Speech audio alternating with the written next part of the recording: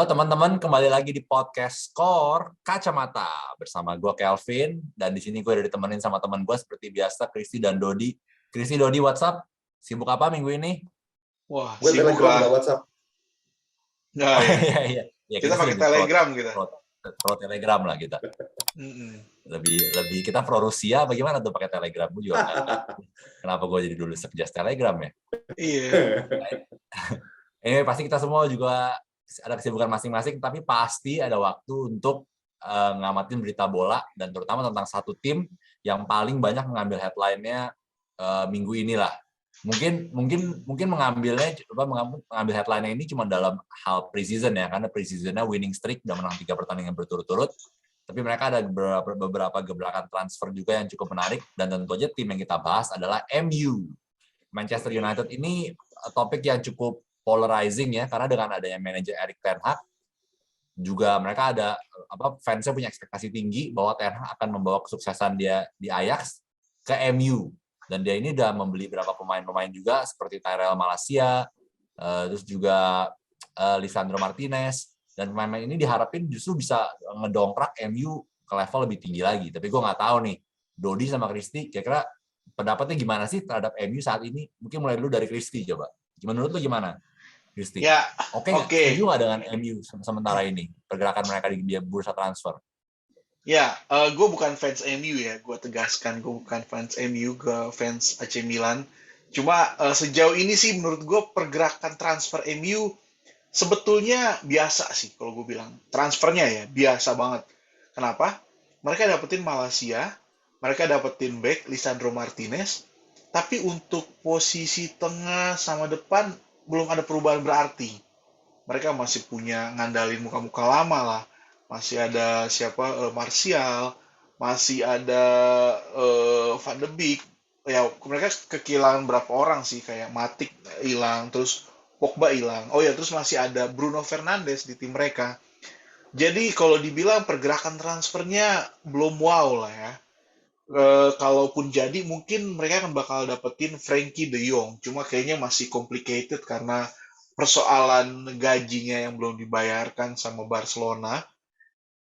Kalau transfer sih biasa lah kalau menurut gua. Tapi mungkin yang menarik itu adalah sosok pelatih barunya, Erik ten Hag. Dan menurut gua ini yang bikin perbedaan dari MU. Jadi soal transfer pemain biasa, tapi transfer pelatih ini yang menurut gua luar biasa. Karena gua harus memuji MU ya. Mereka memilih pelatih yang tepat, yang udah ngasih beberapa progres lah di pramusim. Ya walaupun baru pramusim, tapi seenggaknya ada harapan lah ya buat para fansnya MU bahwa dia bakal ngasih perubahan yang berarti setelah eranya Ferguson itu kan banyak pelatih yang hilir mudik ya di MU, dan nggak ada yang kasih sesuatu yang wow banget, kecuali mungkin terakhir Mourinho ngasih trofi Europa League, tapi setelah itu nggak ada yang gimana-gimana banget. Mereka nggak juara lagi setelah juara IPL lagi setelah si Sir Alex-nya pensiun. Jadi mungkin bolehlah berharap lah fans MU, karena skornya juga oke ya, walaupun persahabatan tapi skornya lumayan menarik kan. 4-0 lawan Liverpool, ngelawan Melbourne Victory 4-1, lawan Crystal Palace 3-1. Dan secara permainan juga mengalami mengalami progres banget lah, ada perubahan dan memang memainkan permainan ala-alanya Ten Hag. Jadi gue bilang fans MU boleh berharap banyak lah. Walaupun catatannya adalah gue sih nggak ya, tapi ini ntar buat belakangan lah. Walaupun ya pokoknya intinya menurut gue fans MU boleh lah kasih banyak berharap buat musim depan ini setelah bertahun-tahun mereka selalu dibully oleh fans-fans tim yang lain. Kalau lu sendiri gimana, Dot, terhadap pergerakan transfer MU dan mereka di pramusim ini sementara? Lu cenderung untuk lebih kasih mereka thumbs up atau thumbs down? Oke, kalau pramusim Thumbs in the middle. Oke, kita pramusim dulu deh. Kalau di pramusim ya orang kalau ngeliat skornya, wih keren ya, begitu ya. Tapi apakah kemudian itu lantas akan membuat orang percaya bahwa MU akan mulai musim juga dengan sangat baik seperti itu? Kalau kita lihat 3 kemenangan ini kan sebetulnya ya memang skornya besar. Dan ada satu hal yang memang bagi sebagian orang jadi optimistis ya, karena mainnya udah enak dilihat gitu. Mainnya udah terorganisir, tidak berantakan lagi, dan ya betul tadi kata Christian, Ten Hag sedikit banyak paling tidak di pramusim sudah membuat MU terlihat jauh lebih terstruktur mainnya dibandingkan musim lalu gitu. Tapi apakah ini akan jadi jaminan sukses belum tentu, karena musim 2019 musim 2020 MU punya pramusim yang luar biasa. Mereka itu waktu itu cuma kalah 1 kali dari 8 pertandingan pramusim, termasuk ngalahin Inter segala macam dan sebagainya di ICC. Tapi kemudian di musim aslinya sendiri, ya mereka ada di peringkat 3. Ya itu terserah, itu mau menganggap itu bagus atau tidak begitu ya. Tapi kalau menurut gue sih masih belum jadi jaminan bahwa pramusim bagus terus kemudian di musim yang asli akan bagus. Nah, soal transfer ya, ini sebetulnya betul. Tadi ada beberapa titik yang masih belum belum ditambal oleh MU begitu. Mereka mendatangkan Malaysia dan kemudian Lisandro Martinez. Ini dua-duanya di belakang. Menurut gue malah banyak surplus sekarang mereka di lini belakang gitu kan, karena kalau kita perhatikan di lini belakang aja sekarang, terutama di back tengah Varane, kemudian Maguire, kemudian juga Victor Lindelof, ada Lisandro, ada Bailly juga masih ada, kemudian Phil Jones itu masih ada, Axel Tuanzebe pulang dari Napoli. Jadi ini banyak banget gitu di lini belakang. Bahkan Karel Malaysia dipasang sebagai bek kiri pun masih ada Shaw, masih ada Teles.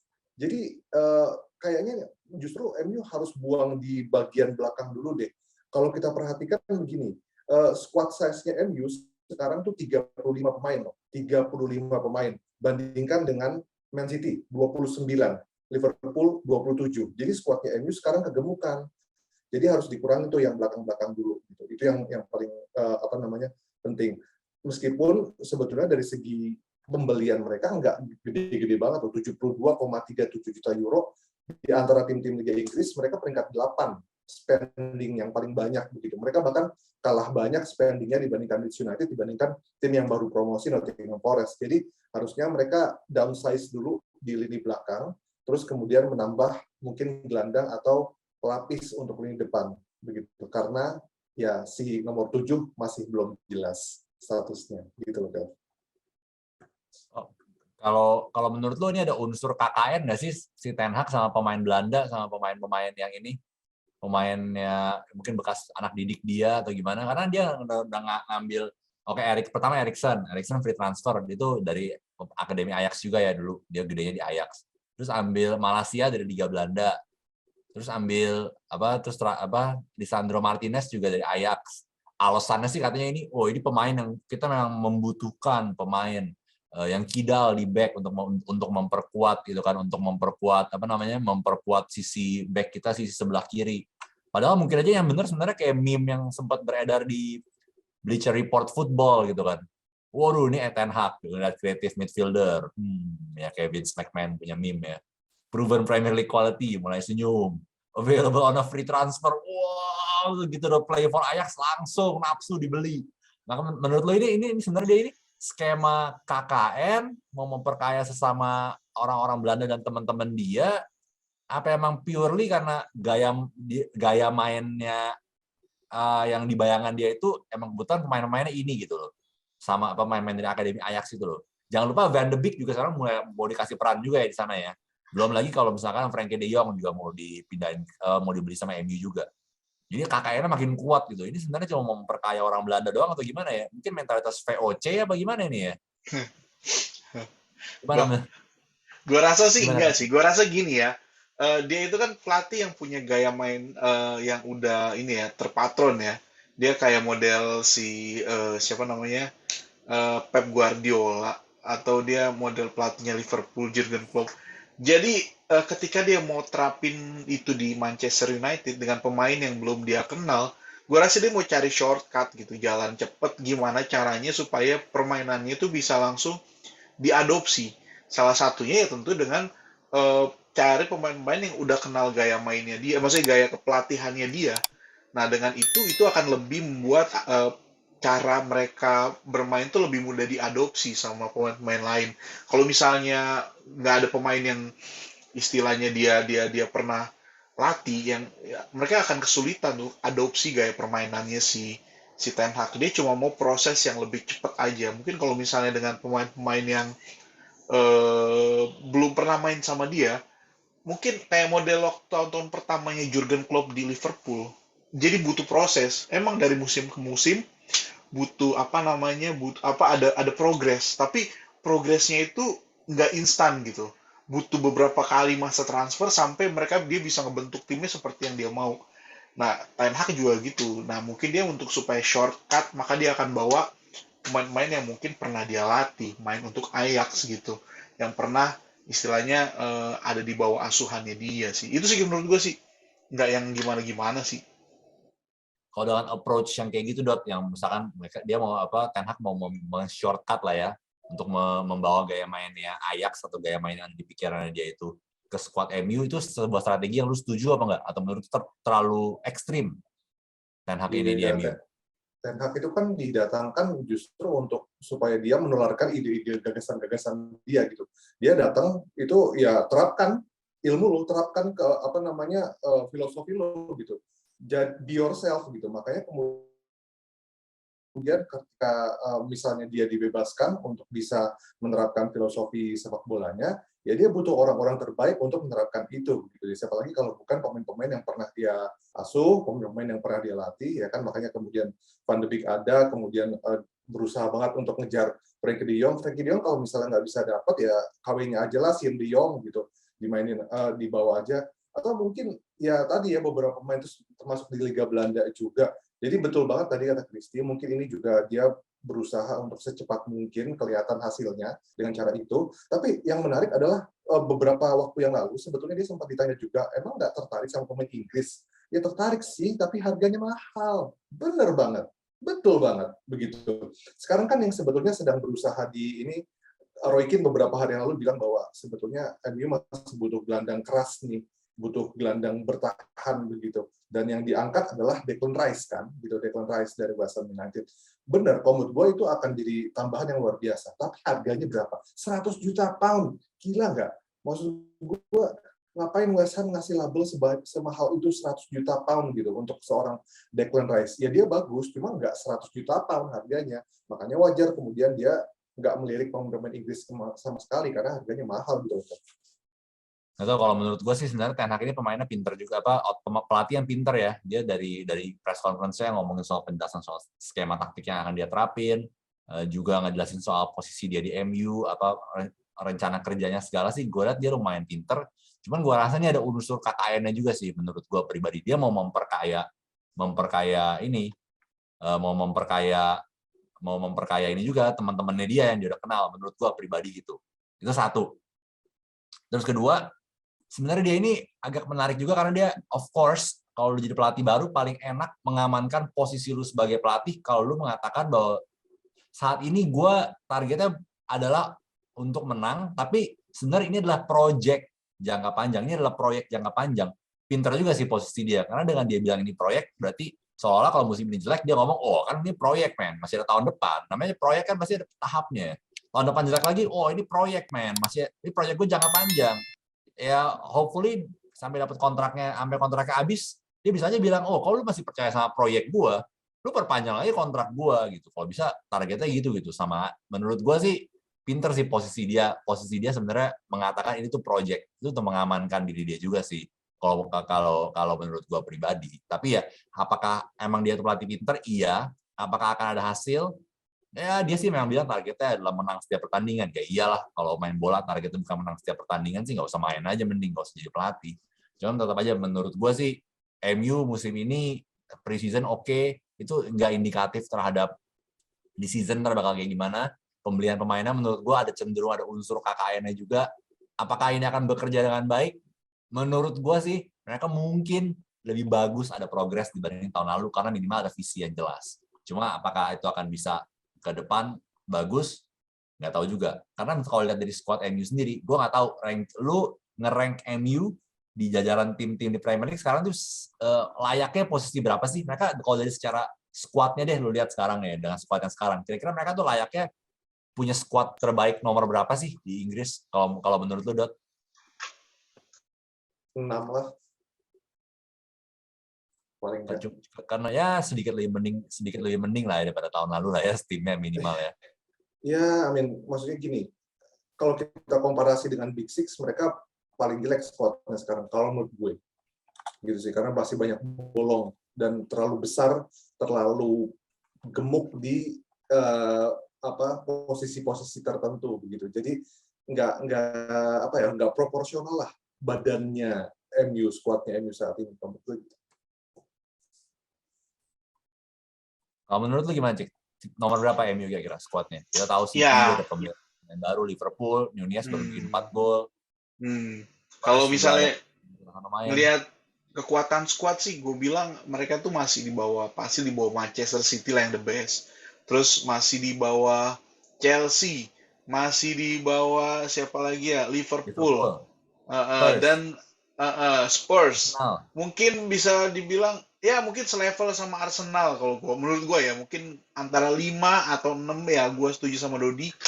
Dan ini gue perhatiin itu emang Dodi tadi bilang skuadnya 35 orang, itu gemuk banget. Sementara kedalaman skuadnya menurut gue nggak yang gimana-gimana juga, karena banyak pemain-pemain yang lapisnya tuh yang kita sama sekali nggak kenal. Entah gue yang kurang update soal MU, tapi ini emang kayak banyak pemain-pemain yang Tahith Chong, Ethan Laird, Axel Tuanzebe, Brandon William, Facundo Perez, itu Teden Mengi, itu gimana ya, skuad gemuk tapi kedalaman skuadnya kurang, menurut gue sih itu udah aneh sih.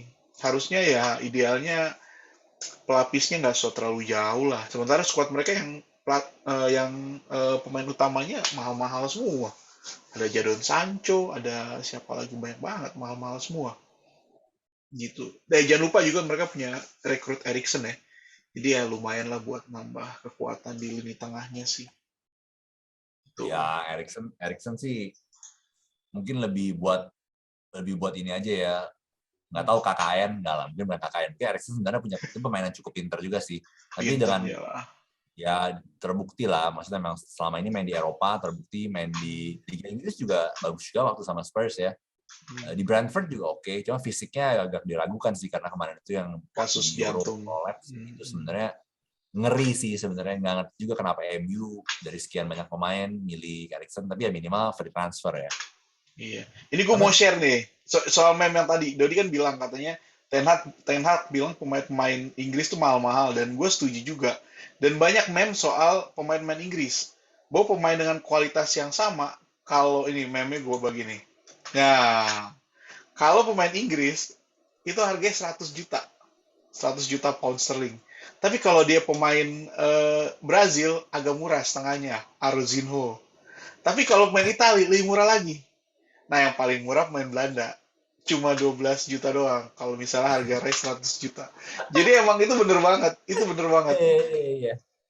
Itu kalau pemain Inggris gue nggak tahu ya kenapa, kayak overpriced banget gitu. Sementara kualitasnya dibandingin nggak kalah juga. Nyarinya kali ya. Susah nyari home ground yang berkualitas gitu. Jadi mereka kemudian ngasih harga mahal. Tapi by the way guys, ini kita nggak ngomongin elephant in the room nih. Siapa? Cristiano Ronaldo. Oh iya, harus dong. Harus disenggol. Atau kita senggol bacak loh takutnya dia. Sebenarnya Ronaldo ini posisinya sulit ya, karena Ronaldo Mr. Champions League lah, dengan rekor pertandingan dia, gol dia, dan kita lihat kontribusi dia tahun lalu sebenarnya masih bagus, walaupun mungkin MU-nya kita dibilang kurang memadai ya.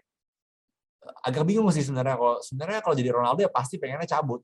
Gue rasa kalau ditanya Ten Hag, kita mabokin Ten Hag gitu ya, kasih dia minum, kita sudah jujur gitu ya. Gue rasa dia juga dalam hati pengen Ronaldo cabut.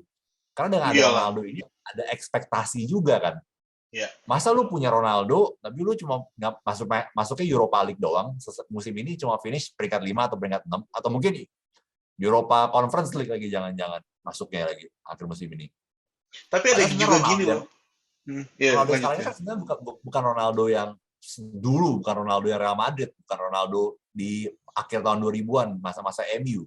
Ini Ronaldo yang usianya udah uzur juga lah sebenarnya. Jadi ekspektasinya besar ini sebenarnya dengan nama Ronaldo ini menurut gue udah nggak pantas. Terus kedua sebenarnya gaji dia tuh terlalu besar lah untuk MU juga. Secara finansial juga beban. Sebenarnya lebih bagus dia cabut. Cuma masalahnya tim mana yang mau ambil Ronaldo dan ada ekspektasi itu juga ke tim mereka, plus harus ngegaji dia gede. Itu agak sulit sih. Oke, terakhir itu kan katanya isunya tuh dia mau potong gaji ya. Dia bersedia potong gaji. Terus ada beberapa tim yang tadi tertarik kayak Chelsea, Bayern Munchen lah isunya gitu ya. Terus PSG, mungkin mereka mau Atletico duetin Madrid Messi. juga katanya apa Ya, dia Messi sama Ronaldo itu kan duet impian ya. Akhirnya mungkin PSG bisa menyatukan Messi dan Ronaldo. Tapi kalau gue lihat gini, emang gue setuju sama lu bahwa emang harusnya mereka pisah aja ya. Karena pertama buat Ronaldo, dia main di Manchester United yang main di Europa League itu bukan habitatnya dia lah. Habitatnya adalah Champions League. Terus yang kedua adalah kalau buat si Manchester United adalah eh, Ten Hag nih gimana mengakomodir Ronaldo? Karena pastinya kan sulit lah ya, harus menyesuaikan Ronaldo ke dalam pola permainan dia. Kalau cocok, kalau nggak cocok gimana Ronaldo dengan pola permainannya Ten Hag? Kan artinya kan menyulitkan kedua belah pihak. Terus udah gitu, gue ngelihatnya juga ya bagusnya sih yang mereka bisa jalan sih. Tapi juga persoalan tim-tim lain kenapa nggak mau rekrut, gue lihat sama sih. Mungkin masalah gaji mungkin masih bisa lah Chelsea bayar, atau misalnya PSG bayar. Tapi masalahnya adalah yaitu tadi Ronaldo tuh adalah pemain, dan menurut gue walaupun dia 37 tapi dia masih produktif dan dia masih punya nama besar, bisa menggentarkan lawan-lawan tim yang dia bela. Tapi masalahnya tadi, kalau dimasukin Ronaldo ke sebuah tim, maka tim itu harus menyesuaikan sama Ronaldo, bukan Ronaldo yang menyesuaikan sama timnya. Sementara tim ini udah punya pola tersendiri kayak Chelsea. Chelsea udah sukses nyingkirin Lukaku yang gak cocok sama permainannya dia. Masa dia bawa Ronaldo lagi yang akan kemudian membuat mereka tuh masuk ke dalam masalah yang sama. Baru mereka nyingkirin masalah yang lain. Masa mereka udah masuk masalah yang sama dengan bawa Ronaldo. Jadi gue lihat sih persoalannya lebih kepada gimana cara mengakomodir permainan Ronaldo ke dalam tim sih. Bukan masalah produktif, karena dia masih produktif. Bukan masalah umur, karena dia masih stamina-nya kuat. Juga bukan masalah gaji, karena dia bersedia untuk dipotong gaji dan banyak tim-tim gede yang bisa bayar gajinya dia. Tapi itu tadi, gue ngeliatnya persoalan gimana mengakomodir Ronaldo ke dalam permainan timnya. Jangan-jangan nanti malah berantakan permainan timnya dan Ronaldo nggak sukses. Itu sih. Dan ya kayak gitulah kalau gue bilang lah. Kalau lu sendiri gimana, Dot? Lu cenderung gimana Ya, pendapat lu terhadap Ronaldo? ya kayaknya memang banyak yang bilang juga Ronaldo secara mental udah move on gitu dari MU. Mungkin ada benernya juga gitu. Jadi mungkin akan lebih baik kalau misalnya dua pihak ini mengakhiri hubungan lah. Si Ten Hag sih ketika ditanya, dia bilang, oh ya dia masih pemain saya kok, dia latihan sendiri segala macam, dia profesional. Nanti juga kalau dia udah bergabung, dia sudah siap secara fisik, jadi nggak perlu gimana-gimana. Cuma kalau menurut gue enggak lah, karena begini, di pramusim dia nggak ikut ya. Sekarang kan skemanya udah beda. Sekarang trisulanya Jadon Sancho, Marcus Rashford, sama Anthony Martial. Dan itu dianggap sudah lebih bagus gitu. At least lebih bagus. Apalagi nih Martial tampak sedikit menjanjikan begitu. Di posisi sebagai penyerang tengah dia lebih menjanjikan dibandingkan main nyayap gitu. Jadi kalau misalnya itu kemudian sudah bagus, lalu kemudian ada Ronaldo lagi ngerecokin, itu akan nggak bagus sih. Dan soal dia akan kemana itu sih gue nggak tahu lah, hanya Tuhan dan dia sendiri yang tahu gitu, dan mungkin Jorge Mendes juga yang tahu dia akan kemana dia. Cuma gue sendiri pribadi juga sepakat bahwa harusnya sih ini sudah tidak dilanjutkan lagi hubungan antara Ronaldo dengan MU karena bisa merusak kedua-duanya gitu. Jadi lebih baik fokus untuk persiapan musim depan MU tanpa Ronaldo dan Ronaldo bersama klub barunya. Malah tadi beberapa hari yang lalu kalau nggak salah itu ada yang unik ya. Jadi katanya nomor punggung dia dipakai oleh Diego Dalot ya ketika lagi latihan. Gua nggak tahu sih itu maksudnya apa, minjem doang, apa gimana, atau katanya ada juga yang berspekulasi itu sebagai bentuk dukungan Dalot kepada countryman-nya dia juga. Tapi ya enggak lah, maksud gue ya udah waktunya buat Ronaldo untuk cari tempat lain sih. Kalau menurut gue dia udah secara mental udah move on sih dari MU. Itu Dalotnya by the way pakai baju MU, baju latihan, nomornya ada nomor 7 di dadanya, ada nomor 7, tapi celananya tetap nomor 20. Jadi mungkin dia cuma lupa bawa baju doang sih kayaknya. Bisa jadi. Ini pasti baju Ronaldo, dia orangnya nggak ada nih, lu pakai aja deh gitu. Mungkin sih kayak gitu. Tadi sih Ten Hag yang lu bilang ya, Ten Hag bilang Ronaldo tetap latihan sendiri, dia akan ready secara fisik juga kalau misalnya seasonnya udah harus mulai, tanpa dia ikut preseason MU pun dia sudah ready. Menurut gua 100% nggak diragukan lagi. Ronaldo punya kita tahu komitmen dia terhadap fisik dia sangat tinggi. Jadi secara fisik pasti dia akan ready. Tapi secara mental ready nggak buat main di Europa League? Mungkin dia takutnya badannya agak lesu-lesu dikit. Biasa mainnya hari Selasa sama Rabu, sekarang mainnya hari Kamis kan. Wah, takutnya belum ready man secara mental. Dia harus turun level. Mungkin dia denger lagu anthemnya Europa League juga bingung kok. Anthemnya bukan anthem yang biasa gue denger, bukan anthem Champions League. Jadi mungkin menurut gue sih ya mungkin lebih baik Ronaldo memang deserve-nya ada di Liga Champions lah. Cuman di tim mana yang mampu bayar, nah itu yang pertanyaan lain lagi. Ya oke lah, untuk closing segment ini deh, untuk closing episode kali ini, prediksi lu terhadap MU gimana musim ini? Peringkat berapa? Kalau secara squad kan lu bilang mereka mungkin ke-5 atau ke-6 terbaik. Tapi sebenarnya mereka bisa nggak outperform tim-tim yang punya squad lebih bagus? Karena mereka mungkin siapa tahu awal musim mungkin drop point kurang bagus ya. Tapi mungkin akhir musim dengan timnya udah lebih solid, udah mengenal permainan Ten Hag, bisa jadi mereka malah melangkahi tim-tim yang punya squad lebih bagus. Kalau menurut lu sendiri gimana, Dot? Tetap peringkat 6 kalau menurut gue. Kristi setuju peringkat 6? Enggak lah. Enggak lah. Gua nggak setuju lah. Gua percaya gini. Mereka 3 lah. Ya mereka nggak juara sih. Gua nggak yakin mereka bisa juara. Karena masih ada Manchester City yang terlalu kuat. Tapi 3 menurut gua. Pertama, faktor Ten Hag. Yang kedua, karena mereka main di Europa League, mereka nggak punya beban Champions League. Sementara saingan-saingannya harus main di Champions League. Mereka mainnya di Liga Malam Jumat. Di Liga, orang bilang Farmers League ya. Liga Petani. Jadi, ya mereka punya beban yang lebih ringan lah ketimbang saingan-saingannya. Jadi, plus faktor Ten Hag, peringkat 3 gue yakin. Minimal. Apa aja Dot faktor yang menurut lu mesti works buat MU biar mereka bisa masuk Champions League kalau menurut lu? Karena gue setuju sama lu sih. Peringkat 6 lah menurut gue, peringkat 6 lah. Peringkat 6. Karena gini, kalau misalnya berpatokan pada mereka cuma main di Europa League, jadi jelas mereka akan punya peluang lebih banyak di Liga. Ketika juara bersama Jose Mourinho, mereka peringkat 6 di EPL. Ketika juara di Europa League gitu. Jadi meskipun mereka main di liga yang notabene lebih ringan, di Premier League-nya pun juga mereka biasa aja waktu itu. Di 2016-2017 itu terakhir kali loh mereka angkat trofi ya.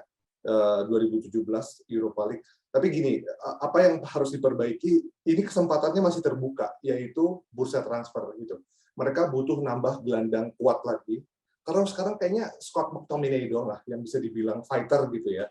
Fred ya nggak bisa lah dibilang kayak begitu. Nambah satu lagi deh, satu gelandang kuat, dan kemudian mungkin di lini depan perlu nambah satu deh, entah itu winger, entah itu penyerang gitu. Setidaknya untuk melapis, karena kalau kita perhatikan sekarang, kalau misalnya Ronaldo cabut ya, kan artinya Martial, Sancho, Rashford, ya Amad Diallo, terus kemudian juga siapa lagi tuh, Elanga, kayaknya masih kurang gitu. Jadi paling nggak ada pelapis lah di lini depan, dan kemudian perlu tambahan hardman di lini tengah untuk bisa survive semusim. Paling tidak kalau misalnya mereka bisa naik lebih tinggi dibanding prediksi gue tadi peringkat 6.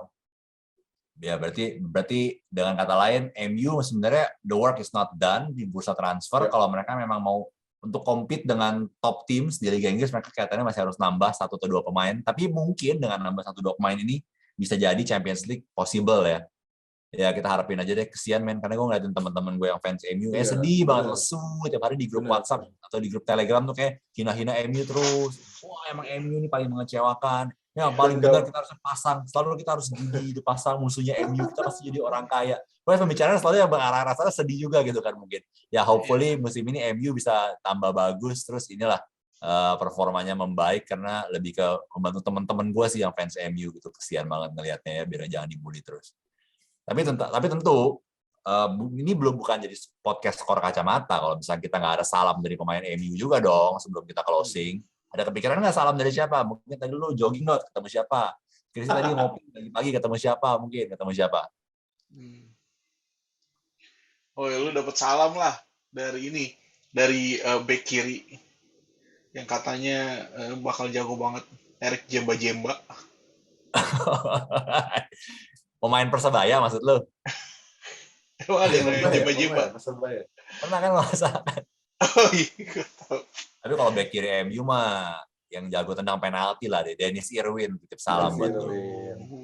Legend. Kalau Kelvin mah dapat salam dari back tangguh Ronnie Johnson. Oh iya, Wih.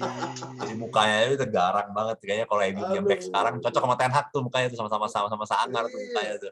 Gila, Ten Hag Iya. tuh ini banget ya, apa namanya, nyumpahin orang mulu gitu. Di latihan Oh, iya. teriak-teriak mulu. Iya. Gue ngeliat videonya yang dia Jadi ini ya. banyak beredar. Iya, yang si De Gea harusnya ngoper, dia malah tendang jauh ya. What are you Iya. doing? Galak. Tapi pelatih galak itu Mungkin model-model kayak Conte kayak. mungkin dia perlu kayak Sir Alex dulu galak asistennya dong yang jadi tukang baiknya mungkin yang baik-baikin. Ya. Carlos Queiroz. Harus ada good, iya. Harus ada good cop, bad cop lah biasanya kayak begitu. Iya, ya balance-nya bagus lah. Ada salam lagi nggak dari pemain MU? Coba lu pikirin lagi nih. Mungkin udah ketemu siapa nggak pemain-pemain MU? Mungkin David May kali, titip salam buat lu Aduh. kali. Enggak, kalau ini sih David dapat, May. kalau lu dapat salam Kelv dari Jasper Blomqvist. Yes, Oh, Lopez. iya. Iya. Sama ini apa Jordi Cruyff. Waduh. Jordi Cruyff, anaknya Itu baru Johan KKN kali bisa masuk Cruyff. MU ya. Enggak, karena mungkin diharapkannya gitu. Ini anaknya Johan Cruyff bakal ini nih. Next. The next Johan Cruyff. Biasanya gitu. The next apa? Dia mah legend juga sih, dia legend Celta Vigo dia tadi. Oke, Ya, ini atau mantan wonderkid lah, Kiko Macheda. Wih, Kiko Jago Macheda. Tipe manajer mantep tuh. Yoi. Oke, anyway, teman-teman, thank you udah join bareng sama kita di podcast Skor Kacamata. Jangan lupa untuk penonton di YouTube, like, untuk penonton di Spotify dan YouTube juga bisa subscribe juga, leave comment, kalau leave comment di bawah topik apa yang pengen Gimana dibahas, juga nih mungkin perlu prediksi MU. komen prediksinya gimana. Prediksi MU musim ini bakal gimana? Kira-kira mereka perlu beli siapa lagi sih? Gitu. Mereka KKN enggak sih? Frankie De Jong cocok nggak sih sebenarnya buat MU? Banyak lah yang bisa dibahas di silahkan komen lah ya. Harus rame. Ya, buat rame-ramein. Tapi sampai di situ aja. Episode kali ini ngebahas soal MU. Kita harap MU performance-nya bagus musim depan, atau kalau misalkan haters MU mungkin harapannya rada beda. Cuma ya kita harapin MU entertaining lah di musim depan. Oke, thank you teman-teman udah join sama kita. Sampai jumpa dan salam Skor Kacamata. Kacamata.